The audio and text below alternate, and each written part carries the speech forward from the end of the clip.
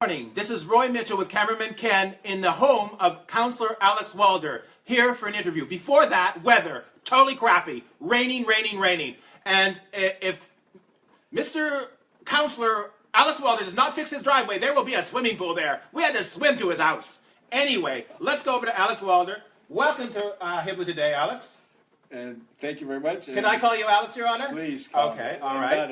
No, Your Honor is the wrong one. Alex is Alex, fine. Okay, Alex. Okay. So, welcome. And before we start, I just want to say something. You're our councillor in Montego Ward, and you replaced Mike Levesque, who passed away in the fall. Yes. And I'd just like to send our condolences from HYBLA Today to the Mike Levesque's family, and thank him in the sky up there, I guess, for the work he did for our community. But you're here now, and you did run. And can you tell us why you ran? I will. But before we get into that, Roy, let me send our condolences to the family of Kerry Wadsworth, also a former councillor who passed away yesterday. Oh, I'm sorry to hear that. And sincere condolences to the entire Wadsworth family. Right, and the flag at Town Council will be at half-mast. That's what I hear. Good, that's good to know. So let's talk a bit about what made you run for this area in the first place. Well, it goes back about 6 years when Bell Telephone decided to come across the municipality and install 12 high communications towers, which is all right because everybody needs that kind of tower. But like for cell phones and internet, right, and things like that. Yeah, but they decided to put it in the backyard of some of the people, and one of them was going to go within the shadow. My grandchildren would be growing up in the shadow of a 40-meter tower. Now, 40-meter is just a word, but 40 meters is about 40 times the height of a tall spruce tree. So it's not a lawn ornament. I got involved with it. And it's not healthy either, isn't it? That's what we discovered. Yeah. Okay, and we tried to educate the council around that, and the reason I got involved with the municipality is because at times I felt I was I was fighting the council more than I was fighting the Bell Telephone people. So I decided, okay, well, I'm going to run the next time. I did. All right. And out of 6 people that were running for Montego, I came in 3rd. But here you are today. Exactly. And what was your biggest surprise? Biggest surprise? How little, where the power is vested in the municipal government. And I'm going to tell you, it's not with the council, with individual councillors. Where's the power?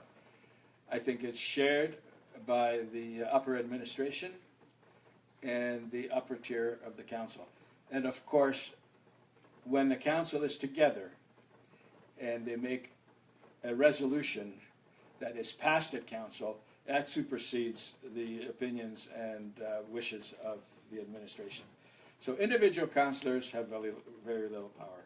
What I learned is that the council as a team is where the power is. You have to work together. Absolutely. I think I'm learning too that the information is in the hands of the staff. That's right. So the staff could just say to you, we can't do that, and council will just go, yeah, I guess we can't do that, but maybe you can do that. But I mean, you just have to trust your staff for being informed and informing you correctly. That's right. And sometimes, we have to struggle to get that information.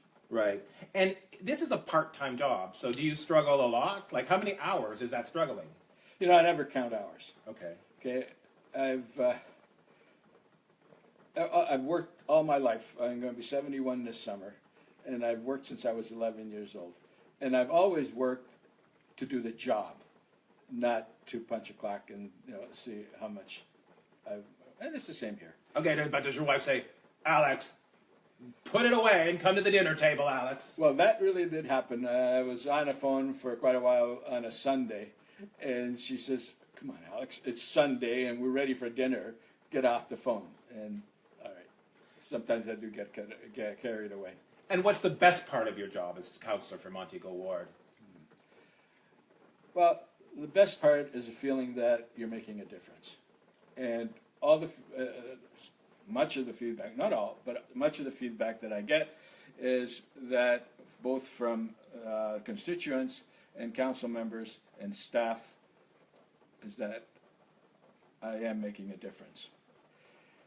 And speaking of the staff, it hasn't always been the case, but now we have a staff that is absolutely the finest you could work with. Mm-hmm. Knowledgeable and really very open. And respectful. I've seen them. Absolutely. Everybody seems a lot more respectful from what I understand. Correct. Right. And what are the challenges you see that the staff and council and we have to work together on in Hastings Highlands? Well, the people of Hastings Highlands can be very happy with what is my greatest focus is the finances of Hastings Highlands. I believe that we are well-founded for a long time. We have a healthy reserve fund, and we have well, maybe you've noticed, basically a 1% rate increase in the property taxes, which is a good thing to be. Yeah, I mean, you ought to pay, but it's nice you don't have to pay so much. Right. And it hasn't always been the case. In the past, the municipal levy was up as high as 9% or above. Mm-hmm. Last year was 4.8%. This year, our municipal levy is 1.65%, out of which we are responsible for 1.3%, because the remainder is due to the lowering of assessment from MPAC, which we had to make up. Oh, MPAC did that to where? The MPAC is based on property values. Oh, so the property values MPAC everywhere. decided that in Hastings Highlands area, property values have gone down, so they lowered the assessment, which means that people's taxes would paid to the municipality would be lower, and it was 0.35%. In other words, our spending is responsible for 1.3%, which is bang on the consumer price index for this year. And it may not be, everything is going, but consumer price index is important in the terms that that's how much people on fixed income, social assistance, even gold standard pensions that are indexed are only increased by 1.3% this year. So good. That's good. So it was one of my initial incentives to the staff to bring in a reasonable cost of living related Well, budget. good. I was there at the budget meeting, and I just want to say also that I want to commend you on your use of social media. You're the only councillor that puts out a report through Facebook, through your website, on regular things, and it's amazing to read because you actually find out what's happening from your perspective and what you're doing and what the town's doing. It's a wonderful thing, and I just want to commend you on that. Thank you. Well, that has a little bit of history too. It goes back to when I ran for council, and one of the planks of my campaign was that I would, explain why I voted the way I voted. So I didn't get in, and I thought that was the end of that story. However, when I did get in... Although you credited HYBLA Today with, before HYBLA Today, I did interview you, and you said you did get a bit of a bump from it. I did, and I came very close. Yes. Okay? I did come very close, but close didn't count. Anyway, my son, when I told him that I was invited to join council, my son, who is as straight as an arrow in terms of conscience... Straighter than HYBLA Today. He said, "Dad, do you remember what you promised?"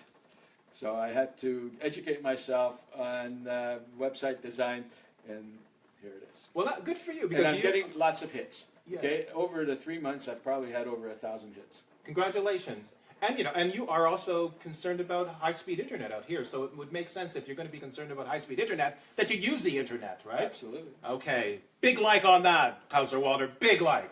Okay, now, another thing I wanted to thank you for, and I mean, this is just a bit of a love-in, right? I mean, we're going to hold you to hard questions later, but I also think you're doing an amazing job at council by actually getting information out to people through the internet, but also the decorum of council has a lot to do with you and the way you you read he read a 63-page of bylaws and picked out some pretty important issues that actually turned things around. That 15-minute question period. That was a big victory for our community. And you were probably one of the persons that made that happen. So thank you for that.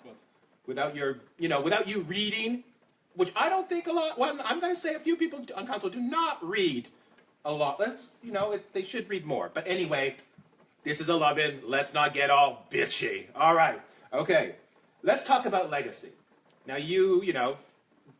a few years down the road, 10 years, 20 years, people are going to look back and say, Councillor Alec Walter, what did he do for our community? And what do you hope they say?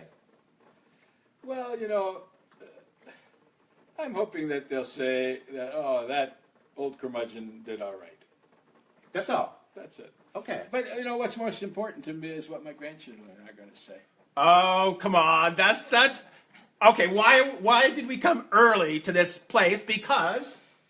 We're, any moment, expecting our 5th grandchild. So the phone could ring, we'll have to close this, and we're going to close it anyway because we're done.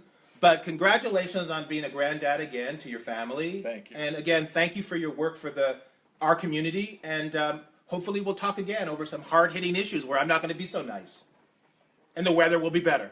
Well, I thank you for all your positive comments, and I look forward to future engagements. All right. This is Roy Mitchell with Cameraman Ken from Alex Walder's palatial home in Hastings Highlands in Montego Ward, saying goodbye and thank you, Councillor Alex Walder.